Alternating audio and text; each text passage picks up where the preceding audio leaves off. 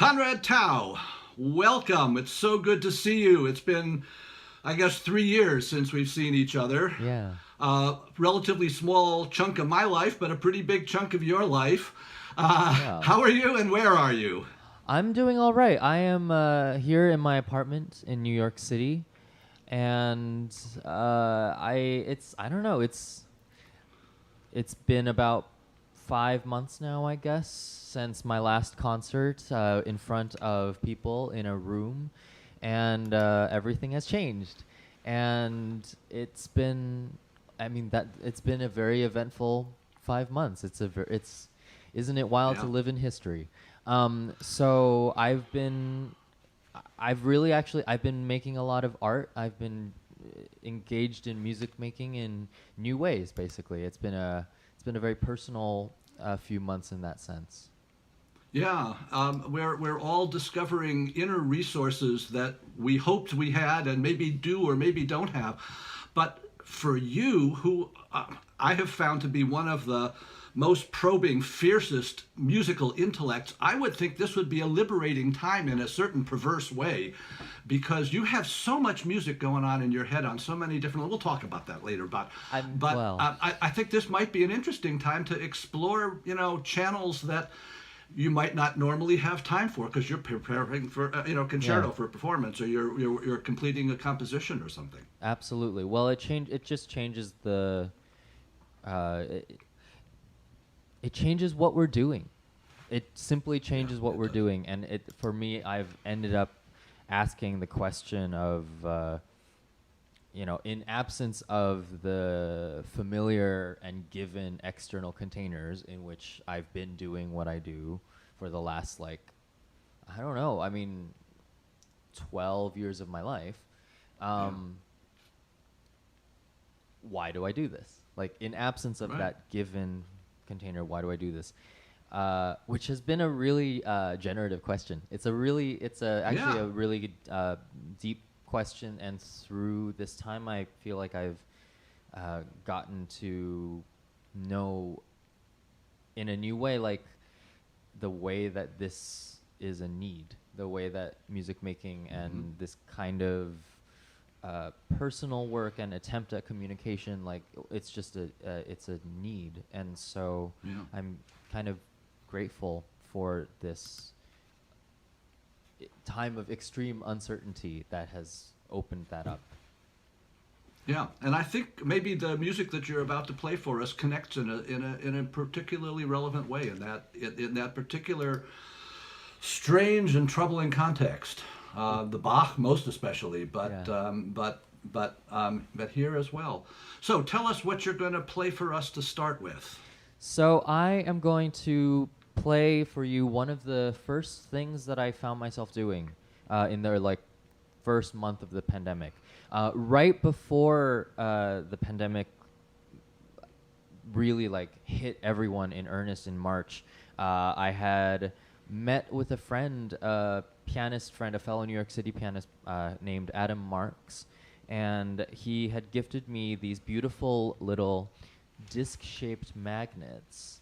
Mm-hmm. And the the wonderful thing is that a piano is one enormous metallic interior, and so I literally drop these magnets on the piano strings, and they affix very, they fall where they will. John Cage, wherever he is at the moment, is just loving you. Well, and it actually creates a similar sound world to, say, the sonatas and interludes for prepared piano.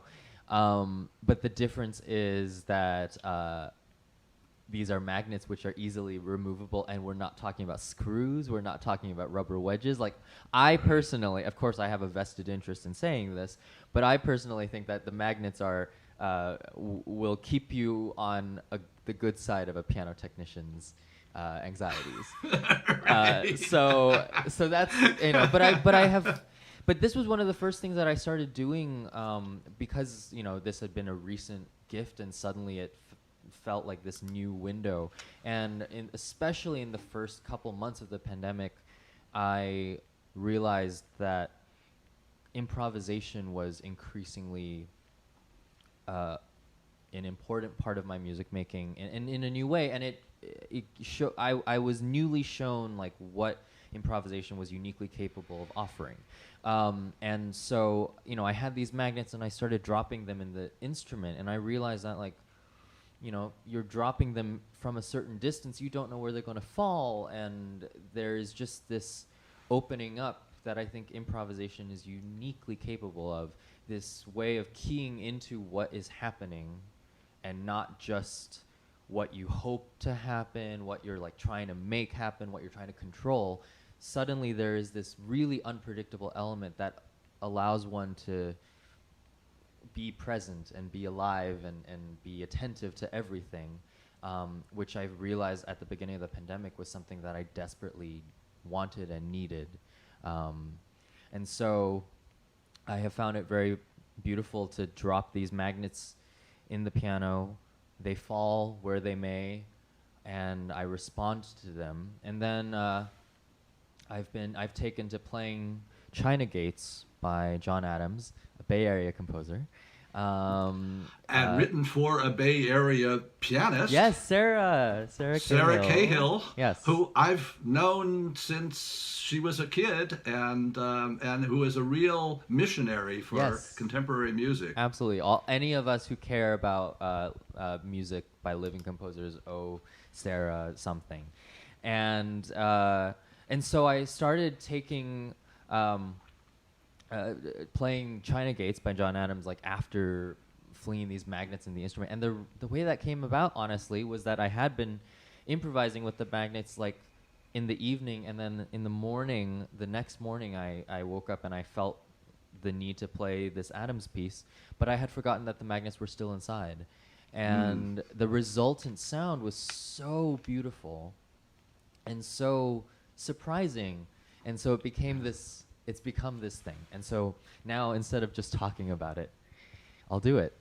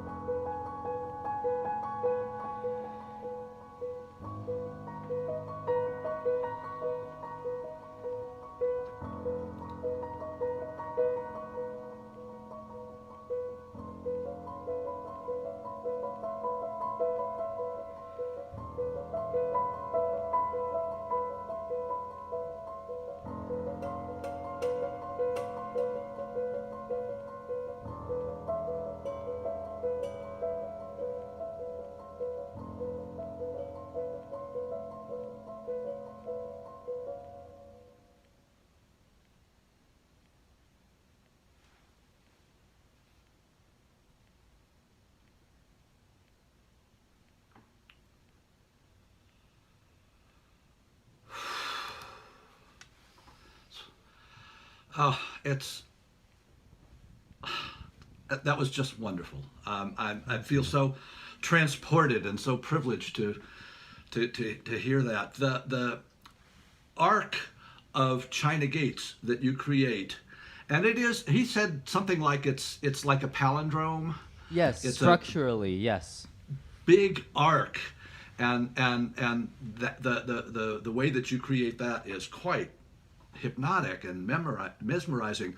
But I also think the improv at the beginning is completely seamless with the piece. And I'm sure, seamless in a completely different way the next time you do it and wherever the magnets drop. And the magnets add another rhythmic percussion element in addition to the color change.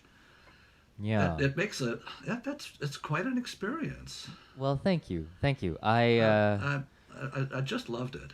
I mean, the main thing for me is that there's an indeterminacy, there's an inherent indeterminacy to just dropping the stuff on the strings and from a certain height. And I just find that letting go of control as the way of finding the sounds and finding the world and finding the material, and it's a way of being in a Yeah. sense. It's a whole way of being present in the world and having the uncertainty of a given time be generative and motivating instead of Yeah. just like frightening. And yeah. Improvisation is coming back to classical music, and it was kind of adrift on the periphery of classical music for such a long time. I think jazz has helped us get it back. Those of us who love jazz and who really appreciate listening to jazz improvisation. But I wonder for you, because I do a lot of performances with jazz performers of one kind or another, and I find I have to listen very differently when I'm following their improv to understand. And of course, within jazz, it's very structured, typically Sure. within a harmonic framework. But did you ever have that dichotomy that classical musicians, many of us grew up with? That we're taught to adhere to the notes on the page and to be very rigorous about that. And I think it washed improvisation out of generations of classical musicians. Was that ever an issue for you? In some ways, yes. I mean, this is a great question that I have a million directions that I want to go in. But I'm really curious to hear. Could you elaborate a little bit on like how it feels, like how listening differently? I'd love to hear. Yeah, when I'm working with jazz musicians, I try to tune into this fabulous training that they have in understanding the harmonic rhythm, within which they are doing very rigorous and very structured improvisation, quite different from what you just did. Yes, very much. They're following a bass line. They're following a harmonic pattern set out by Ellington or whoever it was, Right. or somebody much more recent than that.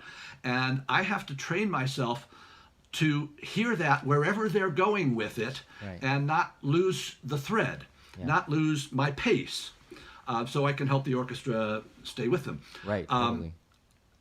But sometimes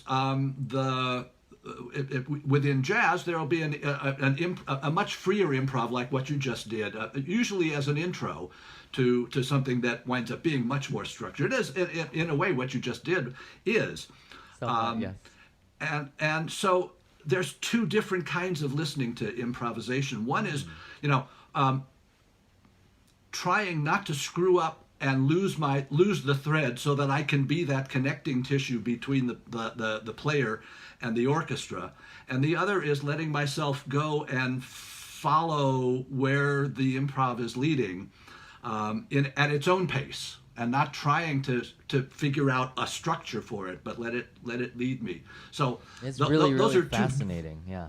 those are two very different ways that I get a chance to or am expected to listen to improv. Right. So it's it's really interesting, and thank you for sharing that. I'm really glad to hear all of that. I think you're right. I think that improvisation is returning in a bigger way to concert music in general, and it's been really nice to see that happen in the last, like, I don't know how long it necessarily has been, but it's I don't know, but it definitely corresponds to your lifetime. right. So I feel that that's too. yeah, and I'm wondering whether you ever felt constrained against improvisation, or whether it just was not an issue because of when you were born and how you were musically educated. Well, being a composer, there was always some kind Sure. of improvisational practice like around, and it is a way that I started making music. Like after I started playing nursery tunes at the piano when I was about 18 months old, which is the Yeah. first kind of music making I ever did, which I don't remember even. But improvisation pretty much followed that in terms of just trying to piece together like what is it that makes a melody.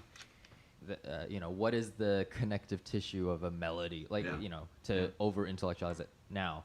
But I think for me, I was always aware of improvisation and like early on, specifically like jazz solo piano, as an area of piano music making that could do things that I did feel like I wasn't supposed to do.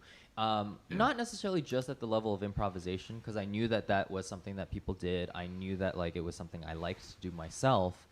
But even just at the level of like how like a solo piano jazz record sounds, the instruments are allowed to sound different. The instruments are allowed to have all of this character. The instruments are allowed to be like bright, they're allowed to be mellow. Like there's just so much more range of the kinds of sound that felt like implicitly allowed in the container of like a jazz piano record versus like a classical album, and that's how it registered, at least at the time. And I remember just thinking like, all right, why is that? And for me, my way into improvisation was is also wrapped up in like my way into playing contemporary, like modernist music, for example. Like I remember when I first started learning music by Elliott Carter, my way into it was actually like, I've grown up listening to jazz piano records that have this kind of cragginess, that have this kind of like spiky expressivity, and it just, my approach to Carter's music when I first started playing it was literally like, what if this were basically an improvisation? Like, what does improvisation have to offer in my understanding of this music that is missing from like how I absorbed this music in music school? Like Carter's music framed as this like very intellectualized thing, which it is, which it does, it should have in some senses, but also like you can explain it in very direct terms too. Like as I see it, like Elliott Carter is is a composer who's concerned with like sociality. It's the sound of multiple things happening at the same time. It's I guess all of this is to say that like improvisation emerged early on as like, oh, this might be like a connective tissue that that helps like, I don't know, like that demystifying it would actually lead to something really important. So there was just like that deep feeling, and it gradually built and developed in tandem with my passion for contemporary music, both as a composer and a performer. And then, in 2016, I played a gig here in New York. I played 2 shows with the amazing multi-instrumentalist, but mostly percussionist and drummer Taishan Sori, who is an improviser and a composer and just one of the most brilliant musicians of our time. And we did this program of 20th and 21st century solo piano music, all music that Taishan was really familiar with and had studied. So we did this program of 20th and 21st century solo piano music, and Taishan improvised the entire time. We improvised between the pieces. We improvised in the pieces. And I'll never forget, I walked off that stage after the first set, and I just thought, I had no idea that you could do this. I had no idea that you could do this in front of people. Like, in this particular way, in which it was still, like, it was absolutely, like, all this music that I had grown up really loving, music that was in, like, the tradition that I had studied, in this sort of, like, European classical tradition that I was, at the time, most familiar with. And but yet freed in a different way. Exactly, and it doesn't mean that everyone has to agree with it, because that kind of is besides the point. It's simply like a way of engaging with this music. So when you talked earlier about how our training inculcates this idea, feeling that what's at stake, or what we have to work towards, is like a precise, doing precisely what's in the score. I think what improvisation opened up for me, and among other contributing factors, but like one thing that it really opened up for me was really strictly following what's in the score need not mean exact replication of a single result.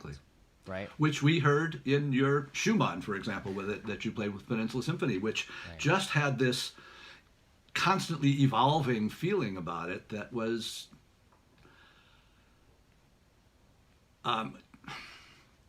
original. It was inventive. Well, thanks. And you know, I just love that. It's sort did of... Did you find you could improvise just as well on the violin when you were playing, or maybe you still play violin? I don't know. Actually, the only thing I do on the violin now is I improvise. So it's really, with that, it's like finding a whole new vocabulary with it. At this point, I'm working with my own sets of techniques, and it's a much more personal practice now. Now that I've taken off all the pressure from myself, where it's just like you won't be hearing solo Bach on the violin from me anytime soon. Probably not. But it is actually, it's always been a composing tool, and it is increasingly also an improvisational instrument that I work with. Yeah, and that does bring us back to Bach in a way, because Bach was probably the great improviser of his time. Right. And his music exists in a framework where improvisation was expected, demanded. Not just yeah. expected, but demanded. Yes. It was it's what you're coming back to, what you just talked about with that experience in 2016.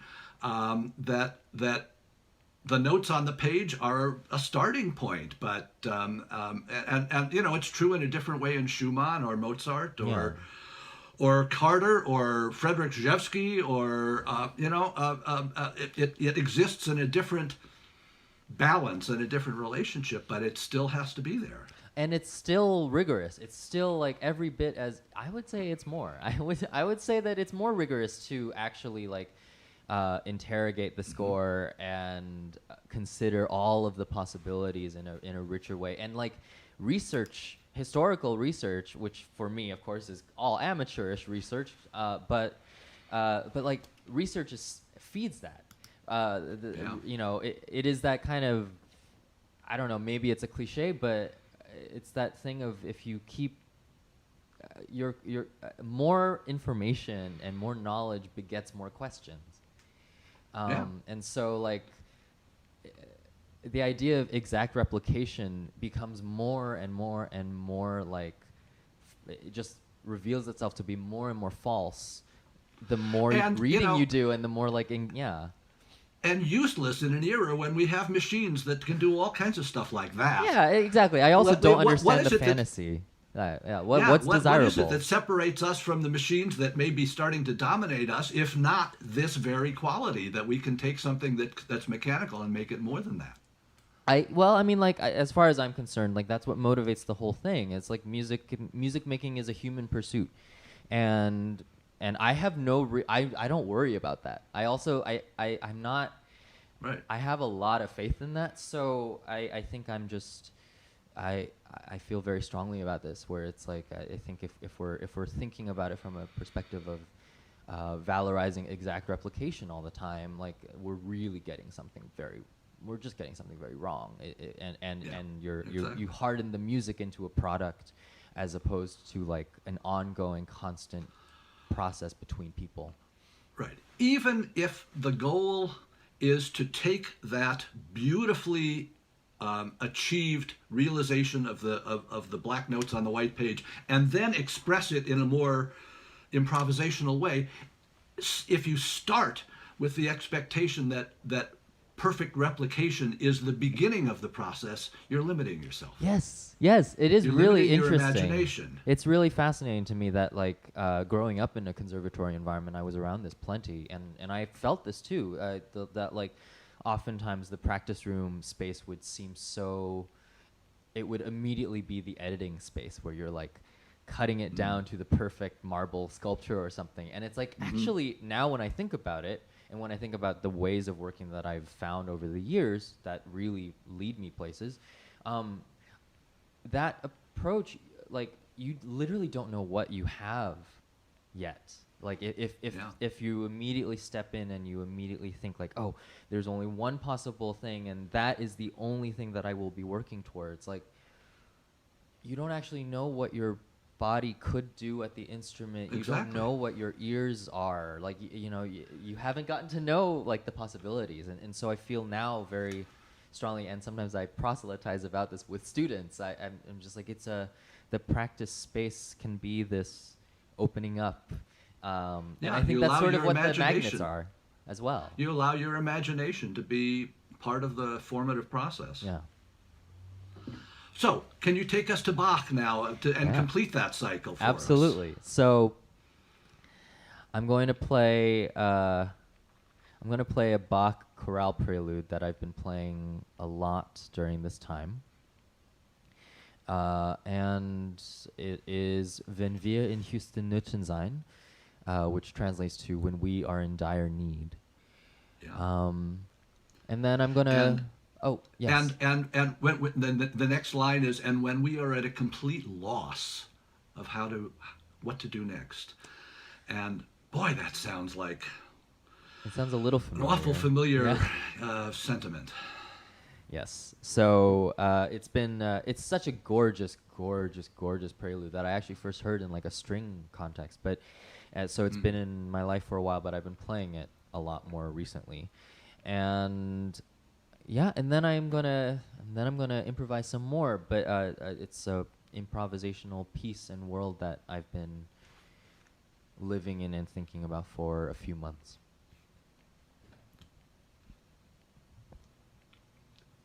Conrad Tao.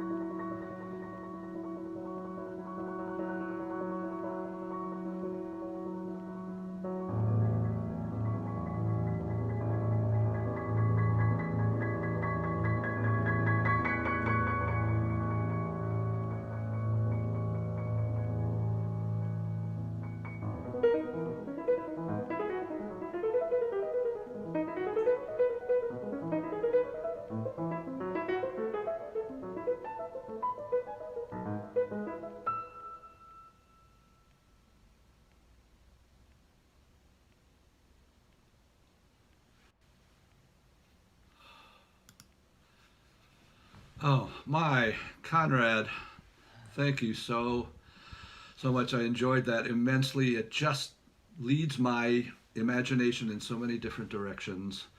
Um, and you know, as much fun as it is reconnecting personally and talking, it's hearing the music. That's why that's what we know at the end of all of this. Yeah. It's the music itself. Yeah. That hits us in a completely different place. And we're all doing it together, you know? We are, and here we are. You know, here we are connecting coast to coast, and having a nice heart-to-heart moment and reconnecting personally.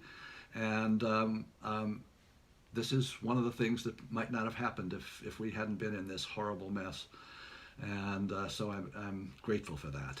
And I'm grateful for your extraordinary musical vision. And what a pleasure it is to see you again. Thank you, Mitch. Thank you, Conrad Tao. I have enjoyed this more than I could have possibly imagined.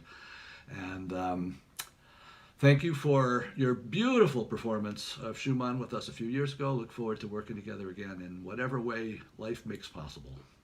Thank you. Yes, looking forward to it whenever it is. Take care of yourself. You too. See you again soon, I hope. So long. Thank you.